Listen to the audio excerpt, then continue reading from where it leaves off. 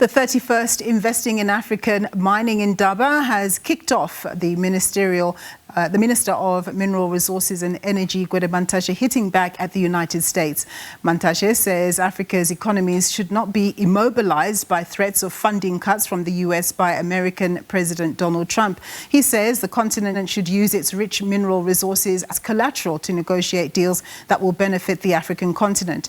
Our senior economics reporter Liabo Setho is attending the Indaba, and she's also in conversation with the Minerals Council of South Africa about the 2024 Facts and Figures pocketbook that it launched earlier today. Let's cross to her now. Thank you very much. The third Investing in Africa Mining Indaba has gotten underway in Cape Town. This is an annual event that happens every year. Just a short while ago, the Minister of Mineral Resources, Gwede Mantashe, took to the podium on behalf of the President, who could not make it today, to give some remarks. And with us, the media, we were hoping to get some word from him on certain events that have been happening in the country. Unfortunately, we felt that he was quite thin on that, and hopefully in some later stage, especially this is with regards to the illegal mining, saying that if people are engaging in activities, it is the Minister of Police that gets involved and not necessarily him. So quite thin on detail and on his views about that. But we will be engaging with him later, and hopefully he'll open up a little bit more. But there is a lot more that is happening except what has been happening in the main plenary hall, in that earlier today we had the Minerals Council of South Africa publishing their annual handbook. This is an annual as well, where they delve into the state of the mining industry, its contribution, its challenges and its opportunities. The CEO is with me here, and we're going to find out from him what is contained in the handbook. Mr. Mzila, thank you so much for making time to speak to us. You have published the 2024 handbook for 2028.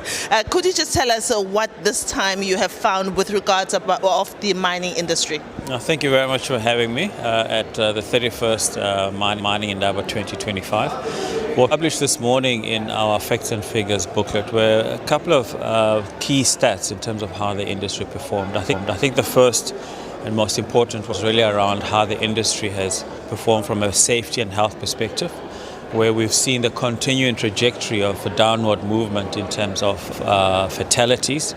We achieved a record of, compared to previous years, of 42 fatalities, which is better than the previous record of 49 and much better than the previous year of 55 fatalities. So we're very happy about that in an industry. The efforts that the industry is putting into making it safer are really bearing fruit. And this also applies to health as well, especially when you look at TB rates, which are the country's national average. We also need to continue to make efforts on exposures in terms of silicosis as well as pneumoconiosis, and then also on noise-induced hearing loss. And then when it comes to the actual performance from a tonnage and production, the industry continued to perform, although it was a very difficult period. And we're measuring this performance firstly in terms of contribution to GDP, which came in at 6%, slightly less than the previous year of 6.3%, but also significantly down on 2022, which was 7.3%. But I think that marginal deterioration just shows that we're beginning to stabilize, and it's not getting worse. And that's encouraging, and I think that's on the back of the improvements on Eskom side, with load curtailment and load shedding receding to a large extent, and then most importantly the ability of the industry to export its products to markets. And that brings me to another important factor in terms of performance, and that's the overall export revenue contribution to the industry. Mining contributes about 45%, and perhaps even more if you include beneficiated products, in as far as revenue generation for the country. So still a very significant industry. And then lastly, I should mention that we continue to employ about 475,000 people. When you use that number to calculate how many households are impacted, it's a significant impact that we haven't had many people left out in the cold and poorer because of the mining industry. You mentioned something interesting during the briefing about the impact of the water crisis and how that is likely to impact industry. Won't you share with our viewers that again? Yes, absolutely. I mean, we shared the fact that water is a crisis. And it's something that we need to respond to very effectively, not only as an industry, but also in partnership with government. In the same way that we've seen the partnership on logistics and electricity, as well as crime and corruption. And with water, it has an impact at a regional level. But when you combine all of these, it can very quickly become a huge national crisis. And how the mining industry has been responding has been working with regional water bodies where we're located, as well as with the National Department of Water and Sanitation, in terms of looking at how we can help the financing of water infrastructure and have this infrastructure refurbished, but at best have it replaced. Because what we found is that a lot of this infrastructure is actually old and does require to be replaced. To secure water, it's not only for mining, but it's also for the whole of the local economy, for communities and other businesses as well. We've been gathering some views from attenders to try and find out, especially those that would be affected by the comments made by the US President, and I'm not sure whether the Council has a chance to digest what that means for the mining industry, the issues on expropriation and how that would impact your industry, if at all. And we were quite disappointed, as I said on camera, that the Minister did not mention much about the Stilfontein issue, and we would like to hear from you as the Council as well. Well, I mean, I think the expropriation bill came out a couple of days ago in terms of the signing. We're still digesting.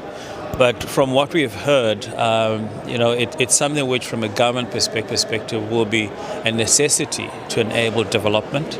I think it appears that the conditions have been put in place that it's not a blanket expropriation. I think there are processes in terms of how government will go about, taking land which is required for public benefit.